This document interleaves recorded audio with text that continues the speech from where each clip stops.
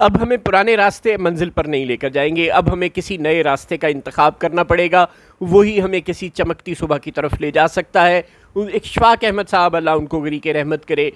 وہ ایک بات کہا کرتے تھے کہ پاکستان کو سب سے زیادہ نقصان پڑھے لکھوں نے پہنچایا ہے، اور پاکستان کے مسائل کا حل یہ ہے کہ یہاں زیادہ تر لوگ جاہل ہوں۔ تو لوگ بڑا غصہ کیا کرتے تھے اور کہا کرتے تھے کہ یہ کس طرح کے بابا جی ہیں جو اتنے پڑھے لکھے، اتنے عالم فاضل آدمی ہیں، اور اتنی عمر انہوں نے گزاری ہے، اور تصوف اور روحانیت کے ساتھ ان کا ایک تعلق ہے، اور اس کے باوجود مذہب کو یہ سمجھتے ہیں اور اس کی اچھی تعلیمات کا پرچار کرتے ہیں، لیکن پھر بھی یہ عجیب و غریب قسم کی بات کیوں کہتے ہیں جو کہ مذہب کے اور دنیا کے تمام اصولوں اور قوانین کے خلاف بات ہے۔ لیکن اشفاق صاحب کے پاس اپنی ایک لاجک تھی، وہ فرمایا کرتے تھے کہ دیکھو جتنے بیوروکریٹس ہیں، جتنے انجینئرز ہیں، جتنے ڈاکٹرز ہیں، جتنے بڑے جرنیل ہیں، جتنے ججز ہیں، یہ سب بہت پڑھے لکھے ہیں نا، اور انہی سب نے ملک کو لوٹا گھسوٹا ہے۔ کسی موچی نے، کسی نائی نے، کسی چھابڑی والے نے پاکستان کو کیا نقصان پہنچایا ہے؟ ظاہر ہے کوئی نقصان نہیں پہنچایا۔ پاکستان اگر آج برباد ہے تو وہ انہی پڑھے لکھوں کی وجہ سے ہے۔ چنانچہ پاکستان کے معروضی حالات یہ ہیں کہ یہاں پر یہ والے پڑھے لکھے نہیں ہونے چاہیے۔ یہ بات انہیں کسی موچی نے بتائی تھی، جو ان کا کوئی بھی ان کے علاقے میں جنگ میں جوتا ٹوٹ گیا تھا، وہ اس کے پاس گئے تھے اور انہوں نے کہا بابا جی کو کہ آپ اپنے بچے کو پڑھاتے کیوں نہیں؟ انہوں نے کہا میں نہیں چاہتا کہ میرا بچہ بڑا ہو کے ملک کو نقصان پہنچائے، اور اشفاق صاحب نے وہ بات پلے سے باندھ لی اور وہ ساری زندگی یہی بات کرتے رہے۔ آپ چاہیں تو اس کو ایک بین السطور شدید قسم کا طنز بھی سمجھ سکتے ہیں، جو کہ ظاہر ہے یہ تھا، کیونکہ قرآن کہتا ہے یضل بہ کثیرا و یہدی بہ کثیر۔ اسی کتاب کے ذریعے سے ہم کچھ کو ہدایت دے دیں گے اور کچھ کو گمراہ کر دیتے ہیں۔ اللہ بے نیاز ہے، اس کے کام، اس کی حکمتیں وہی سمجھتا ہے۔ ایک ہی علم ہوتا ہے، ایک ہی بات ہوتی ہے جس کو پڑھ کر ایک آدمی اپنے برے راستے کو چھوڑ کر اچھے راستے کی طرف چلا جاتا ہے، اور وہی بات، وہی علم ہوتا ہے جس کو پڑھ کر، جس کو سمجھ کر کوئی دوسرا آدمی بھٹک جاتا ہے، وہ اصل راستہ چھوڑ دیتا ہے۔ یہ ہماری ذہنوں کی پیچیدہ میکانیات ہے جو ہمیں بھٹکاتی رہتی ہے۔ ہمارا نفس کہہ لیں یا آپ اسے جو بھی نام دینا چاہیں، کوئی جدید سائنسی اصطلاح میں کوئی نام دینا چاہیں، جیسے بھی آپ سوچنا چاہیں آپ سوچ لیں، لیکن ہو یہ رہا ہے کہ ہم وکلا کی طرف دیکھتے رہے، ہم عدالتوں کی طرف دیکھتے رہے، کیونکہ پاکستان میں جب جب آمریتیں آتی رہیں، جب جب انسانی حقوق کا گلا گھونٹا جاتا رہا، جب جب ڈکٹیٹرز کی حکومت آتی رہیں، یا جب جب کوئی ہائیبرڈ ریجیمز آتی رہیں، تو ایونچولی عدالتوں نے ہی راستہ بنایا، عدالتوں نے ہی حق کی آواز کو، سینٹ وائسز کو راستہ فراہم کیا۔ یہ ٹھیک ہے کہ عدالتوں نے ہی ڈکٹیٹروں کے ساتھ اور ڈکٹیٹروں کے اعلی کاروں کے ساتھ مل کر راستہ روکا بھی، لیکن پھر ایونچولی انہوں نے اپنے سسٹم کی تطہیر بھی کی اور اپنے آپ کو درست بھی کیا، اور ملک کے نظام کو درست کرنے کا بھی بیڑا اٹھایا۔ ذوالفقار علی بھٹو کو پھانسی کی سزا بالکل انہی عدالتوں نے دی تھی، اور پھر اسی عدالت نے ہی کہا کہ ہم نے غلط فیصلہ کیا تھا۔ نواز شریف کو نااہل اسی عدالت نے ڈکلیئر کیا تھا، اور پھر اسی عدالتوں نے انہیں ضمانتیں دیں اور ان کے کیسز ختم کیے اور ان کو تسلیم کیا کہ وہ سیاسی بنیادوں پر بنائے ہوئے کیسز تھے۔ عمران خان کے خلاف انہی عدالتوں نے سارے جھوٹے کیس بنائے، ان کو سزائیں سنائیں، اور ہمیں یہ امید تھی کہ یہی عدالتیں اب عمران خان کو رہا بھی کریں گی۔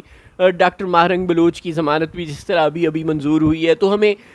اور بھی جو یوٹیوب چینلز پر پابندیاں لگی تھیں، جو ایک دو صحافیوں کو سزائیں سنائی گئی تھیں، ان میں عدالتوں نے کچھ اچھے احکامات بھی دیے، تو ہم یہ امید ضرور لگائے بیٹھے تھے کہ شاید ابھی بھی عدالتیں کوئی ہراول دستے کا کردار ادا کریں ملک میں آئین کی بحالی کا، جو 26ویں آئینی ترمیم کے بعد ایگزیکٹو کا غلام بنا دیا گیا عدلیہ کو، اس کا کوئی تدارک کر سکیں۔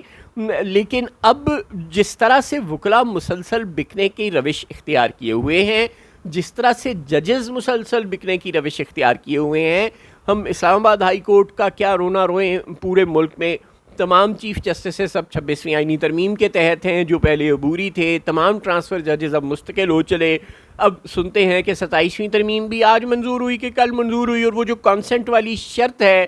کہ جب تک جج راضی نہیں ہوگا اس کے کسی دوسرے کورٹ میں ٹرانسفر نہیں کیا جا سکتا، وہ شک بھی ختم کر دی جائے گی۔ اس کے بعد جو 4 لوگ بچ گئے ہیں، یعنی جسٹس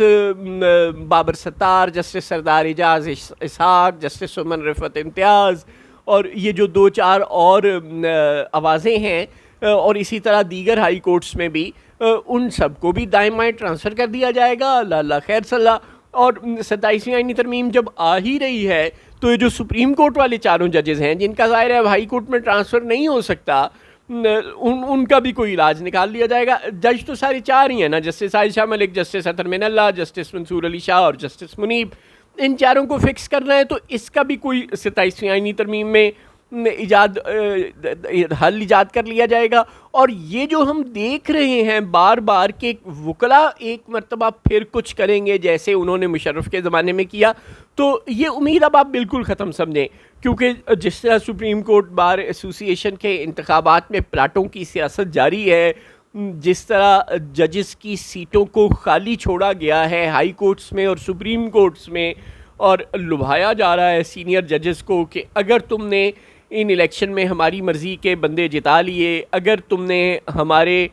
خلاف کوئی آواز نہ اٹھنے دی، اگر تم اسی طرح 26ویں آئینی ترمیم اور 27ویں آئینی ترمیم کے حق میں ہمارے لیے ہراول دستے کا کردار ادا کرتے رہے، اگر تم نے اسی طرح جو ہمارے تابع جج ہیں ان کے ساتھ مل کر میچ فکس کرنے میں ہماری مدد کرنا جاری رکھی، تو پھر یہ جو سپریم کورٹ میں ابھی ججز کی 11-10 سیٹیں خالی پڑی ہیں، ہائی کورٹس میں 2-2 4-4 سیٹیں ہر ہائی کورٹ میں خالی پڑی ہیں، لاہور ہائی کورٹ میں تو کافی ساری خالی پڑی ہیں، تو یہ سیٹیں ہم آپ کو دے دیں گے. اور پھر جو اب تو ماشاءاللہ اب یہ بھی خبریں گرم ہیں کہ ڈی ایچ اے اور سپریم کورٹ بار ایسوسی ایشن آپس میں مل گئے ہیں. جی ہاں، سپریم کورٹ بار ایسوسی ایشن اب وکیلوں کی سوسائٹی بھی بنا رہی ہے، اس کو ڈی ایچ اے میں پلاٹ دے رہی ہے وکیلوں کو. وہ کوئی وکیلوں کی سوسائٹی تھی جو کافی دیر سے منظور ہوئی تھی اسلام آباد میں، اور اب اس کو ڈی ایچ اے اپنی تولیت میں لے رہی ہے اور وہ وہاں پہ پلاٹ ڈیولپ کر کے دے گی. تو جب یہ سب کچھ ہو رہا ہے تو پھر یہ والی بات کہ اب بھی راستہ وکلاء کی طرف سے نکلے گا جیسے جنرل مشرف کے زمانے میں ہوا تھا، میرے والوں نہ ہی سمجھو. اور یہ سوچ کہ اب آسمہ جہانگیر جو کام کیا کرتی تھیں، آسمہ جہانگیر گروپ بھی وہی کام کرے گا، میرے والوں نہ ہی سمجھو. آسمہ جہانگیر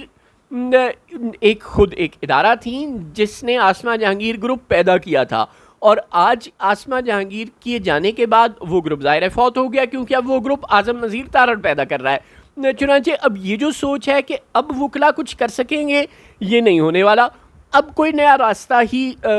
پانی اپنا راستہ خود تلاش کر لے گا.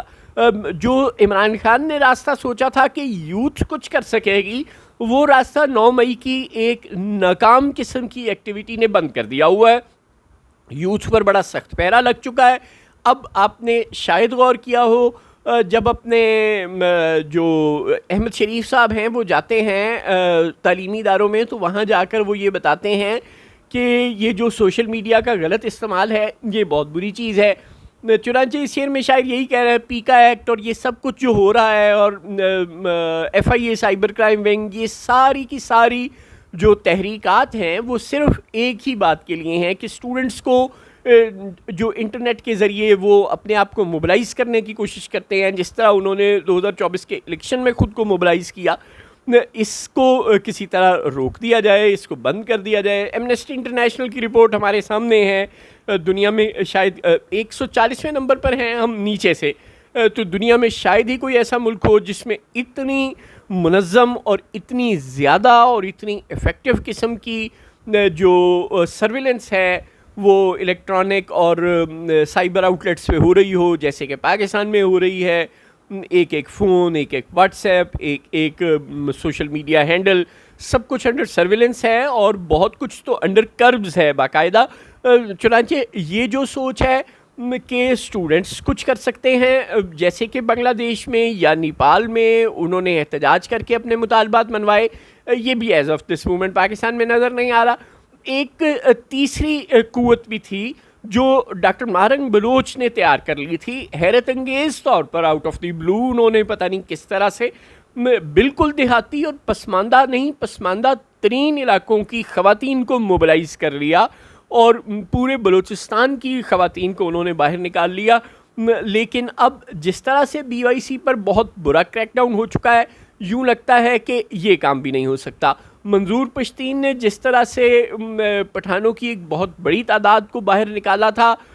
اب یہ لگتا ہے کہ وہ بھی غائب ہو چکے، اور علی وزیر اور محسن داور وہ سب بھی بہت برے قسم کے کریک ڈاؤن اور سرویلنس کے ماتحت ہیں، چنانچہ ان سے بھی کچھ نہیں ہو سکتا۔ بات تو بہت بری ہے، لیکن جو حسین حقانی صاحب نے ایک تقابلی جائزہ شیئر کیا ہے، اور ان کے بقول یہ ان کی اپنی اختراع نہیں ہے، انہیں بھی کہیں سے سوشل میڈیا سے اڑتا ہوا ملا تھا، کہ وہ ایک طرف نیپال کی تصویر ہے پروٹیسٹ کی، ایک طرف بنگلہ دیش کی، ایک طرف سری لنکا کی، اور دوسری طرف پاکستان کی جو تصویر ہے، ظاہر ہے اس پر کامنٹ کرنا مناسب نہیں ہے کہ وہاں پر کیا ہو رہا ہے۔ جو نیپال اور بنگلہ دیش اور سری لنکا کی یوتھ جو کر رہی ہے، انہوں نے ایک ہی تصویر میں چاروں سائڈز دکھائی ہیں، وہ آپ خود ہی دیکھ لیجئے گا، وہ اس کو پاکستان کی تصویر میں کیا ہو رہا ہے اس کو بتانا کچھ مناسب نہیں ہے، لیکن بہرحال انہوں نے اصل تصویر شاید بدقسمتی سے دکھا دی ہے۔ اس تصویر کو بنانے والا جو بھی ہے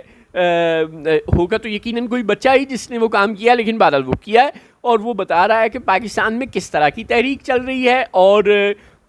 باقی ملکوں میں کس طرح کی تحریک چل رہی ہے۔ چنانچہ یہ جو ہماری سوچ ہے کہ وکلا کچھ کر سکیں گے، یہ بالکل نہیں ہونے والا۔ یعنی ہم یہ نہیں کہہ رہے کہ یہاں پر کوئی بنگلہ دیش یا نیپال کی طرح یا کسی سری لنکا کی طرح کوئی انقلاب یا خونی انقلاب یا کوئی بغاوت ٹائپ آثار ہوں، لیکن رائٹ ٹو پروٹیسٹ تو پاکستان کا آئین ہمیں دیتا ہے، اور اپنے مطالبات منوانے کے لیے جو عوام میں کوئی طاقت ہوتی ہے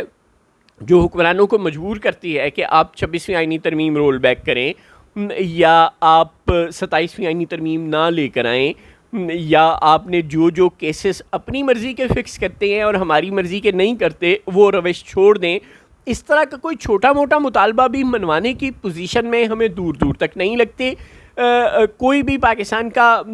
آزاد فورم چونکہ وکلا اور سب کچھ پورا میچ اوپر سے لے کے نیچے تک فکسڈ ہے، اس صورتحال میں پاکستان میں یہ نہیں ہے کہ یہ مٹی بالکل زرخیز ہی نہیں ہے اور یہاں سے کبھی کوئی طاقتور آواز اٹھے گی نہیں، لیکن اس وقت تک جو اشفاق صاحب نے فرما دیا تھا وہی درست حقیقت لگتی ہے کہ جتنے بھی پڑھے لکھے لوگ ہیں وہ تو مکمل طور پر ناکام ہو چکے ہیں۔ اب پاکستان کو بالکل لیڈ کرنے کے لیے یا پاکستان کو اس جبر کے نظام سے ان ٹیکنیکلٹیز میں پھنسا کر قانون کے نام پر ٹیکنیکلٹیز کا جس طرح راج ہے، جس طرح سپریم کورٹ کے معزز جج صاحبان میں سے ایک دو جو آپ کو یاد ہوگا، نام ہی کافی ہے، جو فرماتے ہیں کہ I am man of procedure, وہ پروسیجر کی غلام گردشوں میں جس طرح قوم کو پھنسا کر مار رہے ہیں، اور جس طرح وہ 26ویں آئینی ترمیم کو ایک ٹول کے طور پر استعمال کر رہے ہیں، جس کی مدد سے اب 27ویں آئینی ترمیم کا بھی راستہ صاف کیا جا رہا ہے اور اس پر پٹیشنز تک نہیں لگنے دی جا رہی، اور جس طرح پورے کے پورے ملک میں ایک عدالتوں کو ماتحت بنا کر جو انتظامیہ کے انصاف کا راستہ تمام سیکشنز آف سوسائٹی کے لیے بند کر دیا گیا ہے، اس میں اب بالکل اشفاق صاحب کی بات ہی درست لگتی ہے کہ اب جب تک ملک کی قیادت پھر جاہل نہیں سنبھالیں گے تب تک یہ ملک نہیں ٹھیک ہونے والا، کیونکہ پڑھے لکھوں سے تو اب کسی بھی قسم کی امید ہی ختم ہو گئی نا، یعنی کہ جب توقع ہی اٹھ گئی غالب کیوں کسی کا گلہ کرے کوئی۔